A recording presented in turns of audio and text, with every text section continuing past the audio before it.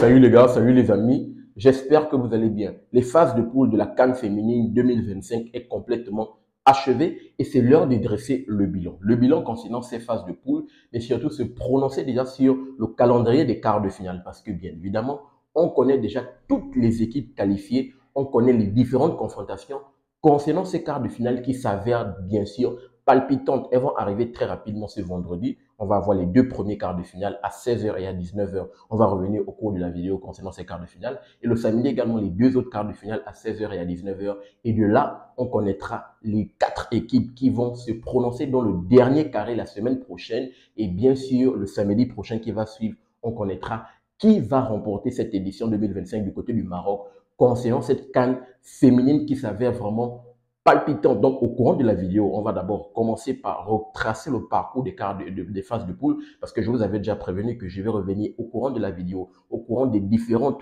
étapes de la compétition. Vous venez vous donner le bilan et bien sûr, j'ai jugé utile avant le début de ces quarts de finale, vous dresser le bilan, bien sûr, de toutes les nations. On va voir groupe après groupe les équipes qui sont sorties du lot. Et bien évidemment, on va se prononcer sur le calendrier des quarts de finale. Et bien sûr, tout se passe dans cette vidéo. Je tiens toujours à le rappeler et c'est le plus important. Si cette chaîne Super Sub, on va pousser et on va mettre en avant le football africain autour des compétitions africaines de football comme la CAN féminine qui se déroule du côté du Maroc. Donc si toi, tu es un amoureux du football africain et que cette thématique te parle, je t'invite à faire ces trois choses. À t'abonner, partager massivement les vidéos et activer la cloche de notification pour ne manquer aucune de mes sorties. Sans plus tarder, on va d'abord se retracer, on va d'abord revenir par rapport aux différentes nations, donc c'est-à-dire au classement de ces quarts de finale, avant d'abord de revenir, avant de se prononcer sur le calendrier. Donc déjà, bien sûr, dans le groupe A, on sait que le match inaugural a débuté entre le Maroc et cette équipe de la Zambie. Et bien sûr, dans ce match inaugural, les deux équipes se sont neutralisées sur un score de parité, 2 buts partout, dans un match spectaculaire, juste 4 buts pour un match inaugural. Ça nous avait déjà donné la température, bien sûr, par rapport à cette CAN féminine qui devrait s'avérer bien sûr palpitante du côté du Maroc. Et bien sûr, lorsqu'on essaie de revoir le classement final de ce groupe A, on peut voir que les deux équipes qui ont animé ce match inaugural se retrouvent ex aequo au même nombre de points à la première place et à la deuxième place. La différence entre les deux, c'est bien sûr, se trouve au niveau du goal average parce que le Maroc finit premier du groupe avec 7 points. La CAN se déroule chez elle et bien sûr, le Maroc a à cœur de conserver la coupe à la maison, comme je l'ai rappelé dans pas mal de vidéos. Le Maroc a à cœur, dans toutes les catégories, bien évidemment, de garder la coupe à la maison. Malheureusement, c'est les U20 qui n'ont pas pu le faire. Mais là, on ne parle pas des U20, là, on parle de la CAN féminine. Et dans ce groupe A, on peut voir que c'est le Maroc qui domine complètement ce groupe A avec 7 points. Au bout de 3 matchs, c'est 2 victoires, un nul, aucune défaite. Bien évidemment, dans ces phases de poule, on peut voir que le Maroc finit quand même en fanfare avec 7 buts marqués, 4 buts encaissés et un goal average de plus 3. Ce qui en fait bien sûr qui finit premier parce que de l'autre côté, son dauphin, qui est bien sûr la Zambie, qui finit avec 7 points, avec le même nombre de victoires, le même nombre de matchs nuls, mais aucune défaite bien sûr pour cette équipe zambienne. De l'autre côté, ils ont marqué moins de buts, en tout cas un but de moins que cette équipe marocaine, donc 6 buts. Et ils ont encaissé le même nombre de buts, ce qui en fait bien sûr un goal average de plus 2. Donc le Maroc a un goal average plus 1 supérieur à cette équipe zambienne, ce qui fait en sorte que cette équipe marocaine finit première. À l'autre côté, la Zambie, deuxième. La troisième place, on peut voir cette équipe sénégalaise qui arrive à 3 points, bien évidemment, avec une victoire, aucun nul et 2 défaites. C'est vraiment catastrophique pour cette équipe sénégalaise. Et pourtant, qui avait commencé en fanfare. Le premier match, bien sûr, dans le groupe A, le Sénégal avait commencé en fanfare. Ils avaient tapé cette équipe de la République démocratique du Congo 4 buts à 0. Et de l'autre côté, ils étaient complètement effondrés. Une fois d'abord face à la Zambie, et l'autre fois face au Maroc. C'est juste spectaculaire parce que le match face à la Zambie, ils ont pris, le score a fini, je pense, 3 buts à 2. 3 buts à 2, si je ne dis pas de conneries, c'était ça. Deuxième journée, oui, c'est 3 buts à 2. 3 buts à 2 dans un match vraiment qui était en fanfare, mais cette équipe sénégalaise a souffert une fois des erreurs défensives et le match a fini 3 buts à 2 pour cette équipe sénégalaise.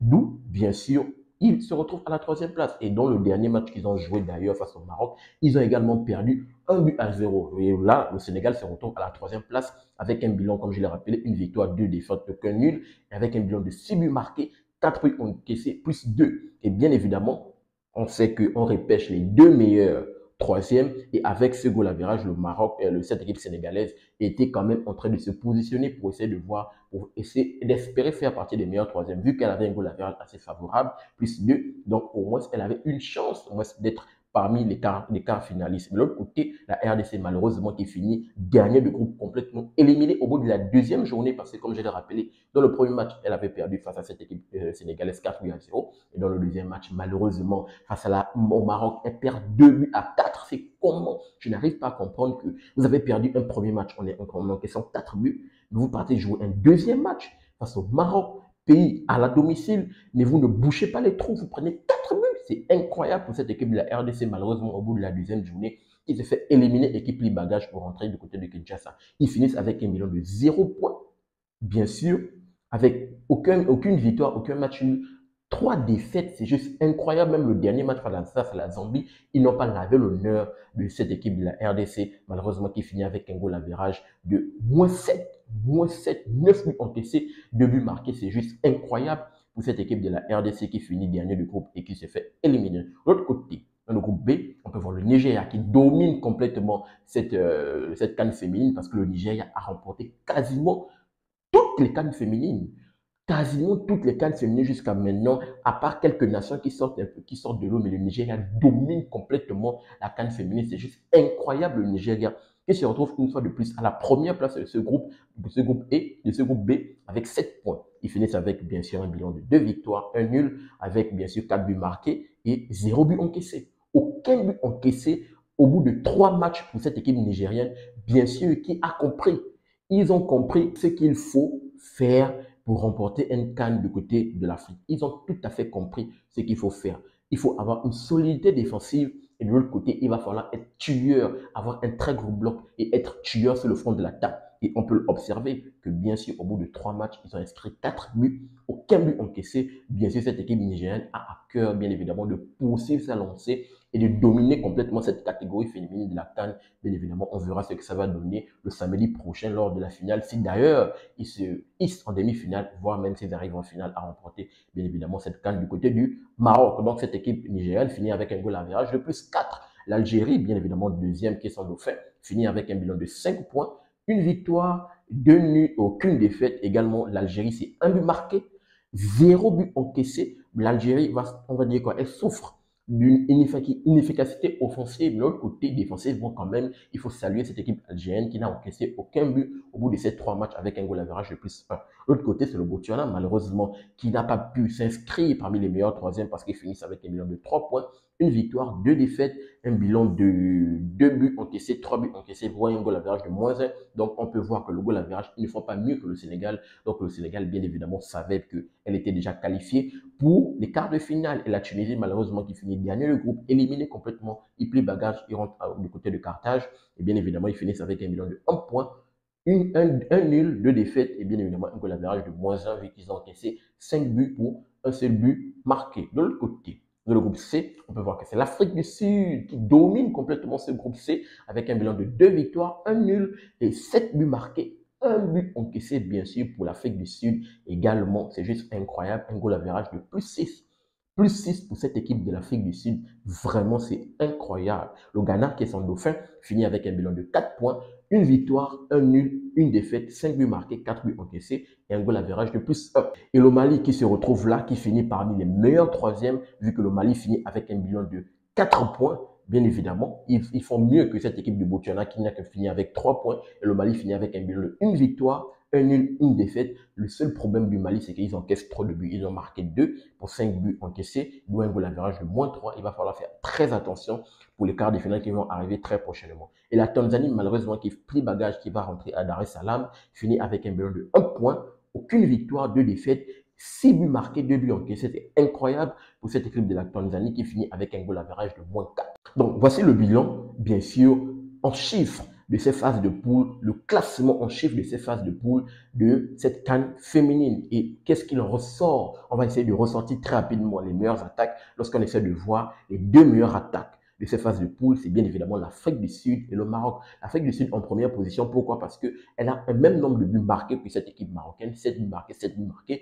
Mais pour moi, ce qui fait peser la balance, c'est au niveau des nombres de buts encaissés. L'Afrique du Sud fait un peu plus mieux parce que l'Afrique du Sud a encaissé juste un seul but. De l'autre côté, le Maroc a encaissé 4 buts. Donc, le Maroc finit avec un goal average de +3. Or, l'Afrique du Sud finit en fanfare avec un goal average de +6. C'est juste incroyable. Il va falloir faire très attention à ces deux nations. Le Maroc qui est à domicile, qui compte sur la ferveur populaire, la ferveur publique et qui a à cœur de conserver la coupe à la maison. De l'autre côté, l'Afrique du Sud également qui veulent faire la même chose qu'on a pu le voir avec leurs jeunes cadets, les jeunes de moins de 20 ans qui ont remporté cette CAN de moins de 20 ans. Ils ont à cœur une fois de plus avec cette catégorie féminine, de garder, bien sûr, de conserver cette CAN féminine. On verra ce que ça va donner pour ces deux meilleures attaques au bout de cette phase de poule. On parle également des meilleures défenses parce que dans les meilleures défenses, il y a également deux équipes qui sortent de l'eau, qui se retrouvent dans le groupe P. On va parler du Nigeria, comme je l'ai rappelé, bien évidemment. Cette équipe nigérienne, quand même, qui est incroyable. Cette équipe nigérienne qui a compris comment vraiment sortir vainqueur, comment arriver à bout d'une compétition africaine qui est la CAN, bien évidemment, d'être solide défensivement parce qu'au bout de 3 victoires, au bout de 3 matchs, c'est aucun but encaissé. Et l'autre côté, ils ont quand même marqué 4 buts, c'est juste incroyable. Et l'Algérie également, qui n'a aucun but encaissé, malheureusement, qui souffre d'une inefficacité offensive. Il va falloir qu'ils rectifient complètement leur tir, mais ils sont quand même sur une belle lancée vu que eux également, sur le plan défensif, ils sont également très solides. Donc, on a pu voir les deux meilleures attaques Afrique du Sud, Maroc, et les deux meilleures défenses, Nigeria, Algérie, qui est juste incroyable, bien évidemment. Et on a fini en bouclant la boucle, bien sûr, pour ce récapitulatif de ces phases de poule.